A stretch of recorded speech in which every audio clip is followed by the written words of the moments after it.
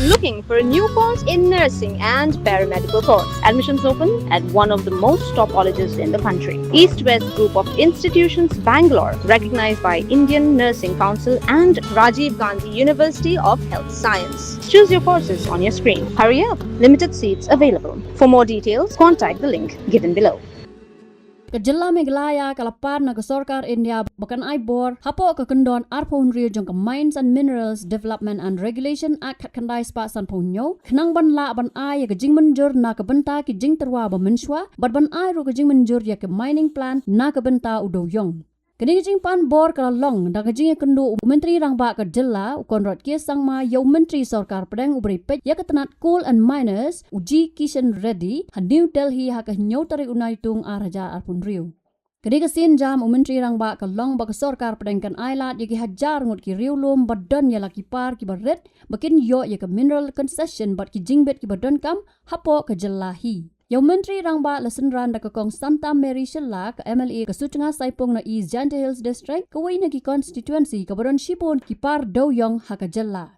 Habakut ha ke jingalang Menteri ke Sorkar Prengul Ajing Mut ban tau ya ke komiti ke ban bisyar ya ke nika kam bar Menteri Rangba ula pedang ya ke nika jing Ajing Mut bar ya ke komiti lakmi lenti ban satau no kam kloy.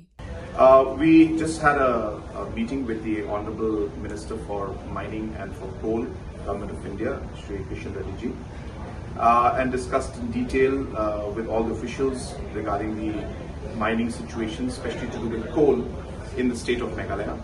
And the response was extremely positive, and Honourable Minister has directed that a committee should be formed immediately to look into the ways and means in which we will be able to help the smaller miners in our state and be able to give the opportunity for them to move in a legal way, which is a challenge as of now.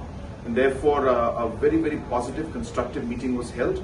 Very soon we'll be forming this committee and we'll look into the ways and means, keeping in mind obviously the constitutional provisions, keeping in mind the legal acts and other aspects, and yet looking at the local situation in Meghalaya and being able to find a solution so that our small-time miners can benefit from the changes that will take place. So it was a very positive meeting, and once again I thank the Honourable Minister for his time as well as for his concern and his direction for us to move forward.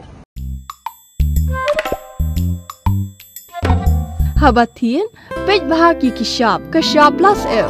Ka plus F? Hakabam bangibam dunaki eki bataya kamet. Namar kata habatiru atau kau kamlu ka umpnyang kadut pej ya kishab plus F haka jingsom.